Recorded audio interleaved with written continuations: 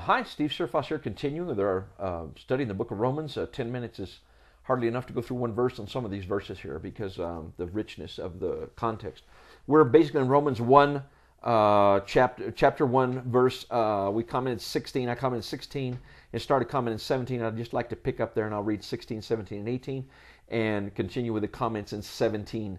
Again, we're now in the actual teaching, the meat of the epistle, where he goes into his teaching. Again, just to review a little bit, he didn't know what they knew and what they didn't know. So I think he starts at the beginning and in an orderly fashion goes forward. Romans 1:16, reading in the NIV version, says, I am not ashamed of the gospel because it is the power of God for the salvation of everyone who believes. First for the Jew, then for the Gentile. For in the gospel a righteousness from God is revealed, a righteousness that is by faith from first to last, just as it is written, the righteous will live by faith. The wrath of God is being revealed from heaven against all the godlessness and wickedness of men who suppress the truth by their wickedness. So again, we had commented verse 16, part of 17. 17, he says, for in the gospel a righteousness from God is revealed. If we don't have the gospel, as we go through even this first chapter of Romans, we'll see if I don't have the gospel, I don't see God's righteousness. And of course, I don't see his righteousness for me, this a righteousness for me. And it talks about this, a righteousness that's revealed, it's known in the gospel. And outside of the gospel, it's not known. A righteousness that is revealed, and it says, a righteousness, it's from God. This is not a do-it-yourself formula, and it's going to be man's righteousness. It's a righteousness from God. It's revealed. We see it in the gospel. And he says this righteousness is by faith from first to last. It's by faith all the way through. We receive it by faith. We grow in it by faith. It's all the way by faith from first to last. And then he quotes from the Old Testament. He says, just as it is written, the righteous will live by faith. If we look in the Old Testament, and we're going to see that very clearly in Romans 3, they did not have righteousness in their lives. They had to look by faith in God in spite of their shortcomings. And we'll talk about that as we get forward. But the righteous will live by faith. Old Testament, New Testament, the righteous will live by faith. This righteousness is by faith from first to last, from beginning to end, you could say. So the interesting thing here as we move into verse 18 is up to now, we might say, well, that's great. Paul's going to talk about God's righteousness and a righteousness from us. And interesting, I'm a missionary in Mexico, and I think it's true of all undertrodden people, more than maybe some of the better off to do people don't have maybe as much questions. If life gives them champagne and caviar, they probably don't question a lot the justice of life. But most of the people in the world feel the brunt of injustice, economic, racial, or so forth, day by day. And we would find most of those people saying, if there's a God, why is there so much injustice?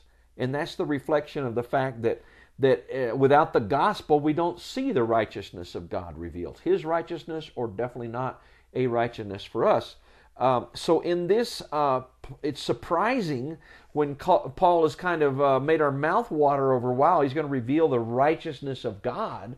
He kind of takes a sharp turn in verse 18, and he says, the wrath of God is being revealed from heaven against all the godlessness and wickedness of men who suppress the truth by their wickedness. He goes from talking about righteousness of God, a righteousness from God, or the righteousness of God, however you want to read that passage, and he jumps from that and he says, the wrath of God.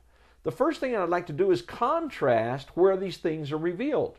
The righteousness or a righteousness from God is revealed in the gospel. We should not expect men to know the righteousness of God or a righteousness of God if they have not had a chance or don't know the gospel. Because the righteousness of God is revealed in the gospel. The wrath of God is also revealed. We get to see the wrath of God. I mean, not many of us would say, I know God, and we talk to him, I know he's angry. So it has to be shown to us somewhere. It's revealed. And it says this is revealed from heaven.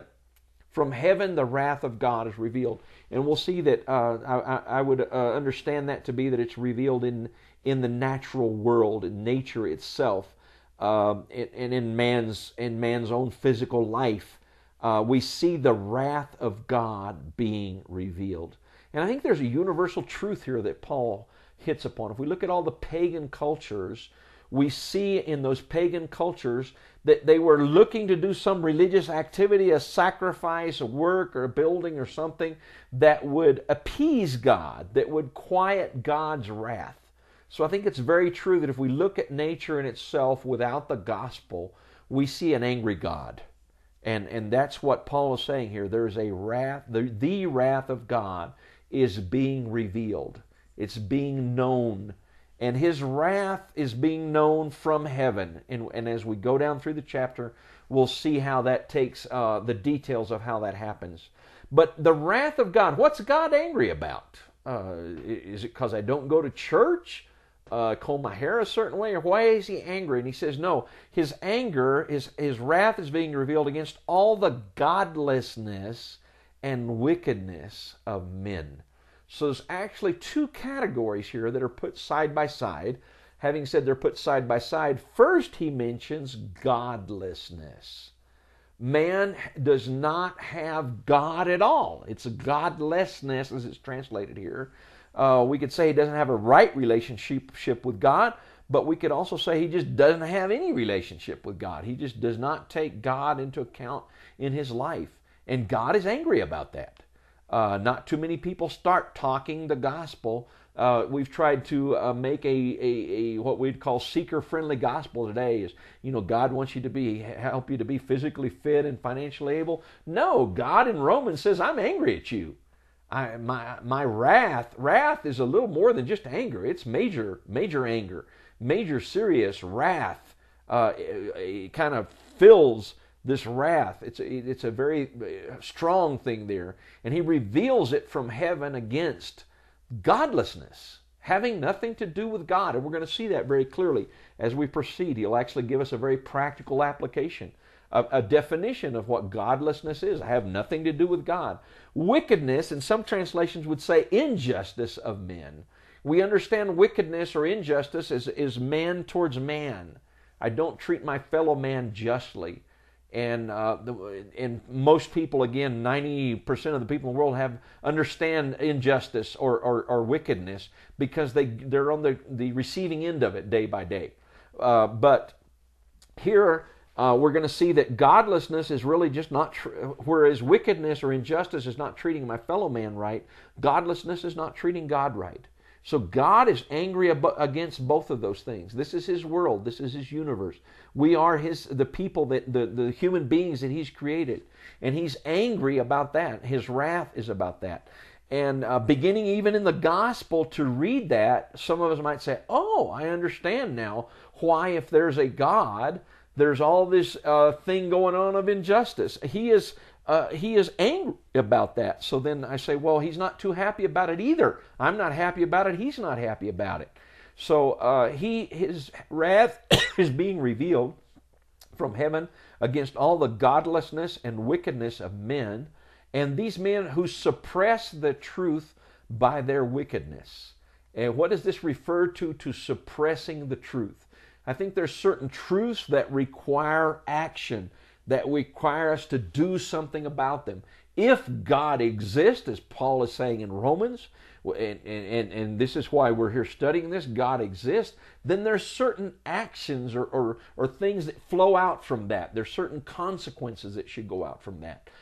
If I know that 5 blocks down the street, number 42 of such and such a street, there's a child that is dying of malnutrition, and if he doesn't receive correct nutrition in the next 3 weeks is going to die, that's a truth that normally would move me to action, or should move any sincere and halfway decent man to action. But we find here that the truth, these men, because of their wickedness, suppress the truth, both speaking about the truth and moving towards the logical consequences of the truth in their lives. And we're going to see this as we go forward. He will put it in flesh it out to very specific things. We'll continue in the next video.